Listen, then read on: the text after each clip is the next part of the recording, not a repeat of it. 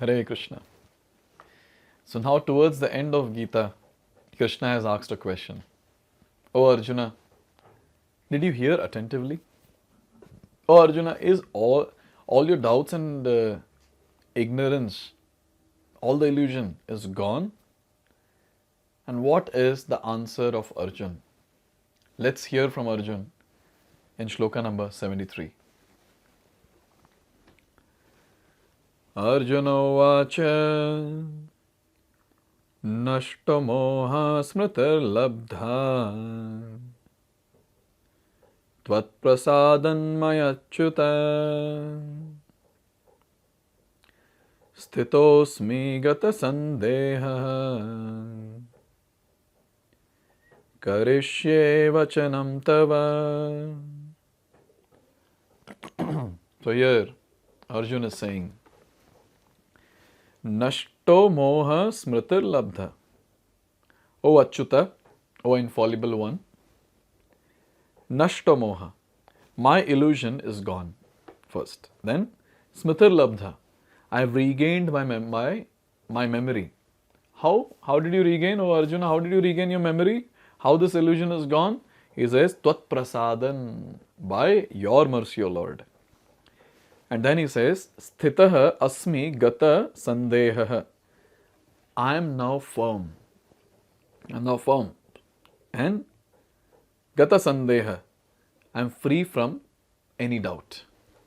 And then finally, he is telling, Karishye vachanam tava. And now I am prepared to act according to your instructions. I'm just thinking that how would Krishna feel after hearing this? Finally, this person will fight. Throughout Gita, again and again, Krishna is telling, get up Arjuna, get up, fight. And Arjuna is telling, no, this will be problem, that will be problem. And then here, when Arjuna is telling, I am ready, how wonderful, or how wonderful the expression will be of Krishna and how happy the Lord will be. Actually, the constitutional position of the living entity is what? Jive Swarup hoy Nitya Krishna Das. So, our constitutional position is we are servants of the Lord.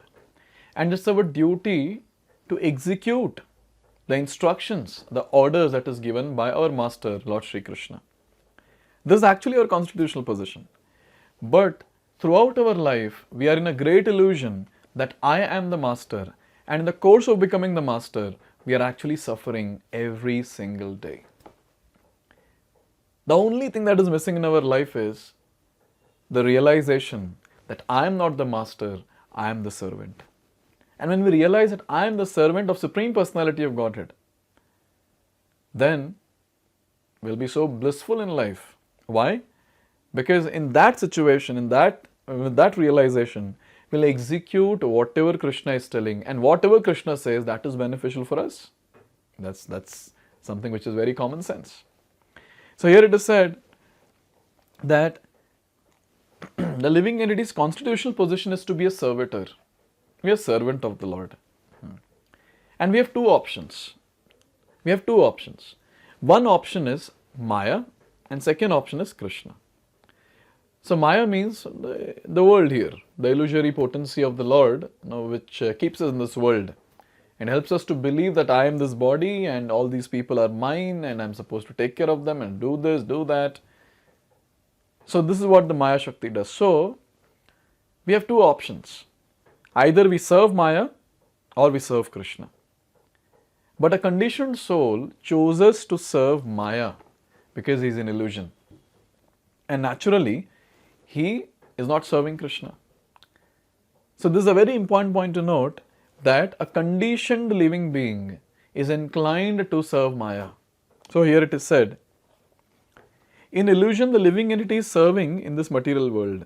He is bound by his lust and desires, yet he thinks of himself as the master of the world. This is called illusion.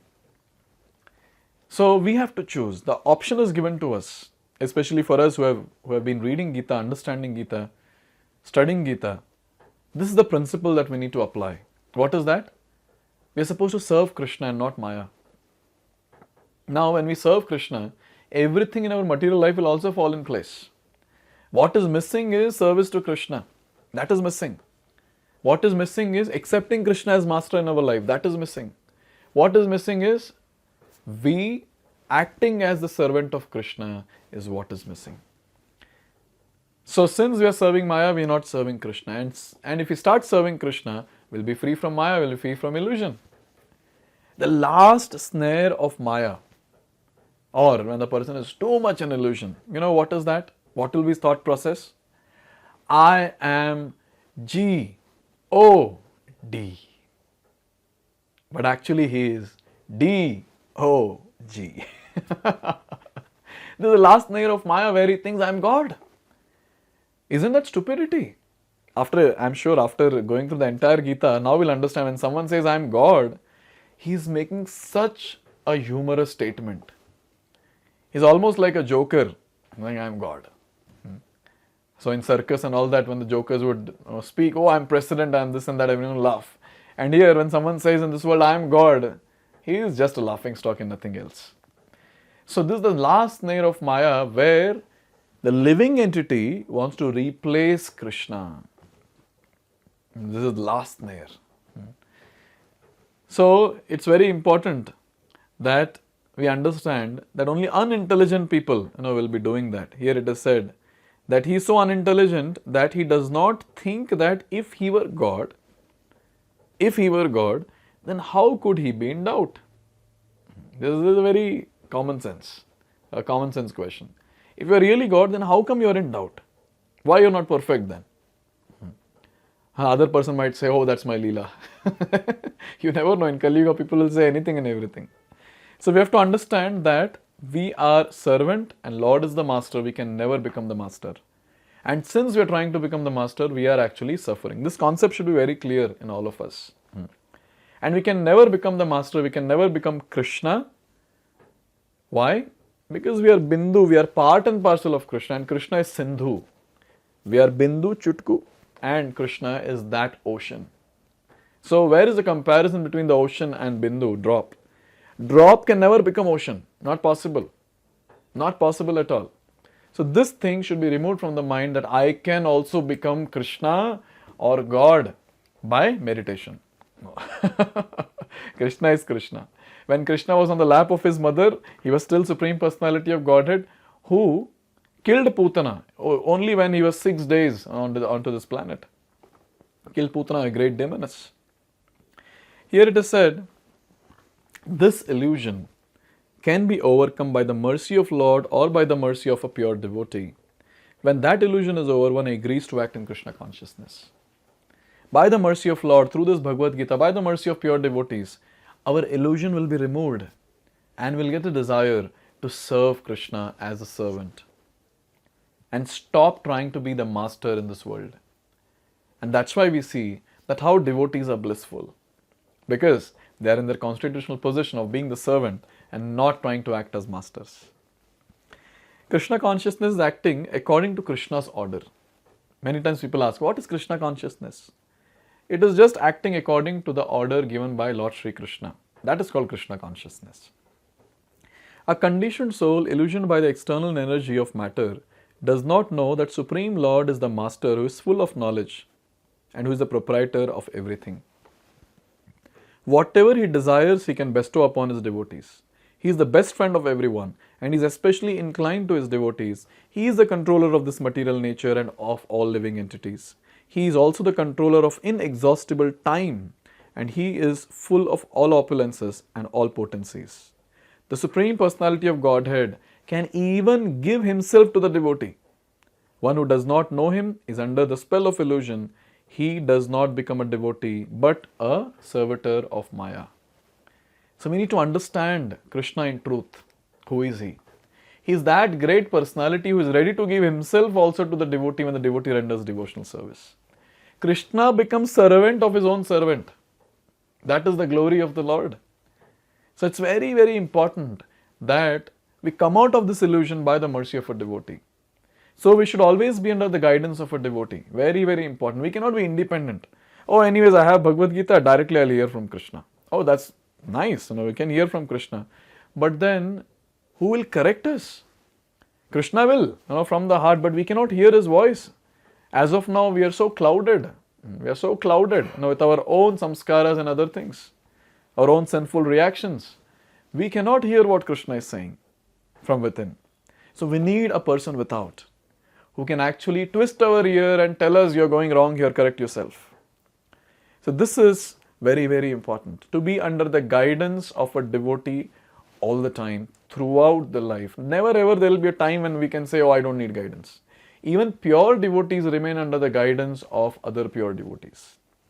What to talk about conditioned souls like us, who are full of illusion and ignorance, and who are committing sin and offenses at every point, at every step in one's life.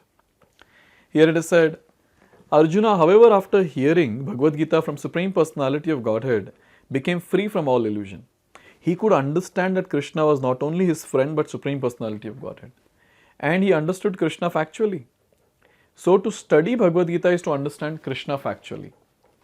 Sometimes it's very funny that some commentators, some Tom, Dick and Harry who are just busy writing commentary to earn money from Bhagavad Gita, they remove Krishna only from the center.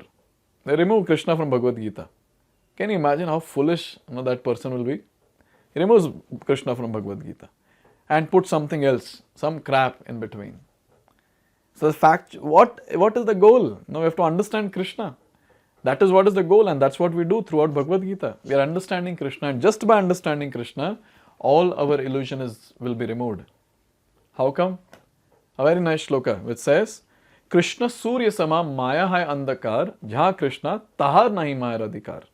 So Krishna is like Surya Sama. He is like sun.